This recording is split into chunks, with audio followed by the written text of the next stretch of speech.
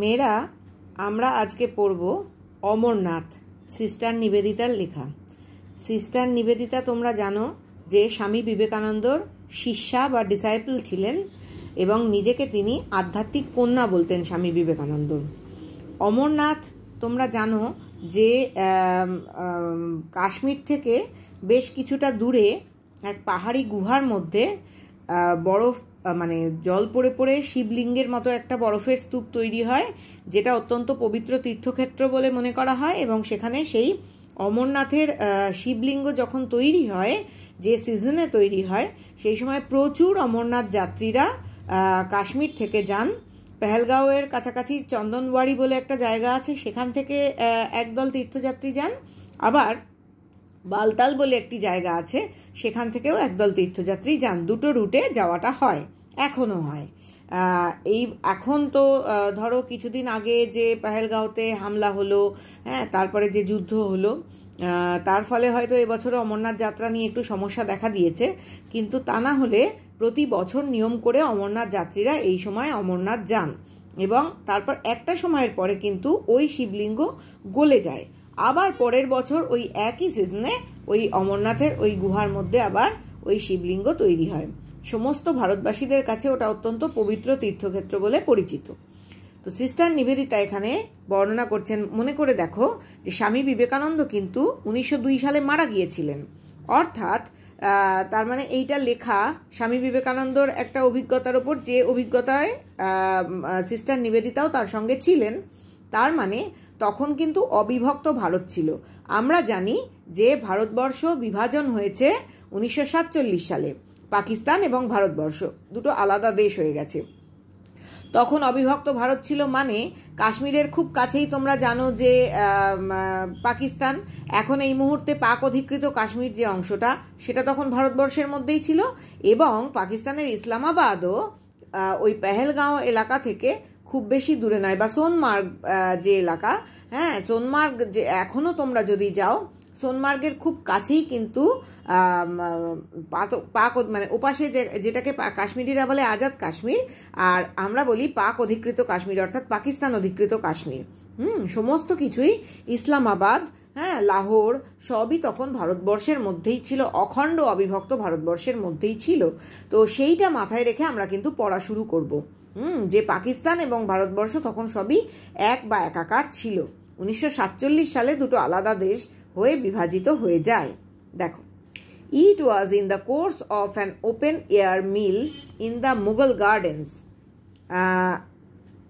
এই সময়টা ছিল মানে এমন একটা সময়ের কথা সিস্টার নিবেদিতা এখানে উল্লেখ করছেন, একটা খোলা জায়গায় বসে সবাই মিলে খাওয়া দাওয়া করছিল মুঘল গার্ডেনে। তোমরা জানো যে কাশ্মীরের শ্রীনগরেও প্রচুর মুঘল গার্ডেন আছে, চশমেশাহী, নিশাদবাগ, শালিমার গার্ডেন। ঠিক সেই রকমই পেহেলগাঁওয়ের কাছাকাছি, শ্রীনগর থেকে পেহেলগাঁওতে যেতে মাঝপথে আরও কতগুলো মুঘল গার্ডেন পড়ে। মুঘল রাজারা সেই সব জায়গায় গার্ডেন বা বাগান তৈরি করেছিল, আচ্ছাবল, ভেরিনাগ, কোকরনাগ, এই সমস্ত জায়গাগুলো। তো সেই রকম আচ্ছাবলের একটা মুঘল বাগানে বসে সিস্টার নিবেদিতা এবং তার সঙ্গীরা স্বামী বিবেকানন্দের সঙ্গে খাওয়া দাওয়া করছিলেন। দ্যাট দ্য স্বামী সাডেনলি অ্যানাউন্সড, যে সেই সময় হঠাৎ স্বামী বিবেকানন্দ হঠাৎ করে ঘোষণা করলেন that he would go to Amarnath with the pilgrims, যে তিনি অমরনাথে যাবেন তীর্থযাত্রীদের সঙ্গে। পিলগ্রিমস কথার অর্থ হচ্ছে তীর্থযাত্রী। And take his daughter with him, এবং তার কন্যাকে তিনি সঙ্গে নিয়ে যাবেন। কন্যা এখানে কে না, লেখিকা সিস্টার নিবেদিতা নিজেই। উইদিন আওয়ার লিটল পার্টি, আমাদের ছোট্ট দলটার মধ্যে, there was too much feeling of delightful congratulation. সঙ্গে সঙ্গে ওই ছোট্ট দলটার মধ্যে প্রচণ্ড পরিমাণে একটা খুব খুশি ভরা বা আন্তরিক একটা আনন্দ ভরা অভিনন্দন জানানো হচ্ছিল একে অপরকে, যেহেতু ওই তীর্থযাত্রায় যাওয়া হবে অমরনাথে। For any obstacle to be put in the way of the fortunate member. তার ফলে কি হয়েছিল, for any obstacle to be put in, কোনো রকম বাধাই আসার উপায় ছিল না, in the way of the fortunate member. সৌভাগ্যবান যে সদস্য আমি ছিলাম, অর্থাৎ সিস্টার নিবেদিতা নিজের কথা বলছেন, যে সিস্টার নিবেদিতা নিজে ছিলেন, সেই রকম কোনো বাধা আর তার পথে আসবে না অমরনাথ যাওয়া এবং স্বামী বিবেকানন্দের সঙ্গে অমরনাথ যাওয়ার ক্ষেত্রে। অ্যান্ড এইডেড দাস এইরকম একটা সহায়তা পেয়ে as well as by the state officer, এবং ওখানে স্বামী বিবেকানন্দদের সঙ্গে সাহায্য করার জন্য ছিলেন স্টেট অফিসার, অর্থাৎ ওই স্টেটের বা ওই রাজ্যের যে অফিসার, সরকারি আধিকারিক, in charge of the journey, যিনি ওই যাত্রার দায়িত্বে ছিলেন। এখনও অমরনাথ যাত্রার দায়িত্বে কিন্তু একজন সরকারি আধিকারিক থাকেন। তো সেই সময় যে সরকারি আধিকারিক এই যাত্রার দায়িত্বে ছিলেন বা ভারপ্রাপ্ত ছিলেন, preparations were forward for this unique experience, প্রস্তুতি শুরু হয়ে গেল এবং চলতে লাগলো এই অভিনব অভিজ্ঞতার জন্য। Kashmir seemed in those weeks, Kashmir সেই সময় মনে হচ্ছিল, সেই সপ্তাহগুলোতে, to be full of pilgrims, চারিদিকে প্রচুর তীর্থযাত্রী ছিল। আমি বললাম কাশ্মীরের বিভিন্ন দিক দিয়ে, সোনমার্গের কাছাকাছি বালতাল, সেখান থেকেও যাওয়া যায় অমরনাথ, আবার চন্দনওয়াড়ি পেহেলগাঁওয়ের সেখান থেকেও যাওয়া যায় অমরনাথ। উই লেফট আচ্ছাবল, আমরা আচ্ছাবল পরিত্যাগ করলাম। And returned to our boats at Islamabad, এবং ফিরে এলাম আমাদের ইসলামাবাদের নৌকোগুলোতে। আবার আমি মনে করিয়ে দিই তোমাদের, ইসলামাবাদ কিন্তু তখন ভারতবর্ষের মধ্যেই ছিল। ফর ফাইনাল অ্যারেঞ্জমেন্টস, হ্যাঁ, একেবারে শেষ প্রস্তুতির জন্য আমরা ইসলামাবাদে ফিরে এলাম, আমাদের যে নৌকোয় আমরা বসবাস করছিলাম সেখানে। And everywhere we saw the march of gathering hosts, এবং সব জায়গায় আমরা দেখতে লাগলাম যে এগিয়ে চলেছে দলবদ্ধ সব জনতা বা দলগুলো। হোস্টস মানে এখানে দল, হ্যাঁ, দল বেঁধে সবাই একসঙ্গে হয়ে দল বেঁধে বেঁধে এক একটা দল এগিয়ে চলেছে। It was all very quiet and orderly, পুরোটাই ছিল অত্যন্ত শান্ত এবং সুশৃঙ্খল বা শৃঙ্খলাবদ্ধ। অ্যান্ড পিকচারেস্ক, এবং ছবির মতো সুন্দর। পিকচারেস্ক কথার অর্থ হচ্ছে ছবির মতো সুন্দর। 2 or 3,000 people would encamp in a field, 2 বা 3,000 লোক তাঁবু খাটাতো একটা মাঠের মধ্যে, বা ছাউনি ফেলতো একটা মাঠের মধ্যে। অ্যান্ড লিভ ইট বিফোর ডন, এবং সেই ছাউনিটা বা তাঁবুটা ছেড়ে চলে যেত ভোরবেলা হওয়ার আগেই। ডন মানে ভোরবেলা। With no trace of their occupation, তাদের ওখানে থাকার বা কাজ করার বা তাদের তাঁবু খাটানোর কোনো রকম চিহ্ন থাকতো না। ট্রেস মানে চিহ্ন থাকতো না। Save the Ashes of their cooking fires, কেবলমাত্র তাদের রান্না করার যে ছাই সেইটা ছাড়া, মানে আগুন জ্বালিয়ে রান্না করার যে ছাই সেইটা ছাড়া আর কিচ্ছু পড়ে থাকতো না। দে ক্যারিড এ বাজার উইথ দেম, তারা তাদের সঙ্গে বাজার বহন করতো, অর্থাৎ রান্নার সামগ্রী বহন করতো। And at each halting place, এবং যেখানে যেখানে তারা থাকতো প্রত্যেকটা থাকার জায়গায়, দ্য পিচিং অফ টেন্টস, তাঁবু খাটানো হতো। পিচিং মানে খাটানো, তাঁবু খাটানো হতো। অ্যান্ড ওপেনিং অফ শপস, দোকান খোলা হতো।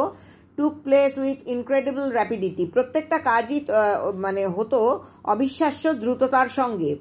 Organisation appear to be instinctive, এবং এই যে কাজের আয়োজন হতো, এই কাজের আয়োজনগুলো অত্যন্ত মজ্জাগত ছিল তাদের, তার ফলেই অত্যন্ত দ্রুততার সঙ্গে বা তাড়াতাড়ি করে তারা কাজগুলো করে ফেলতে পারত।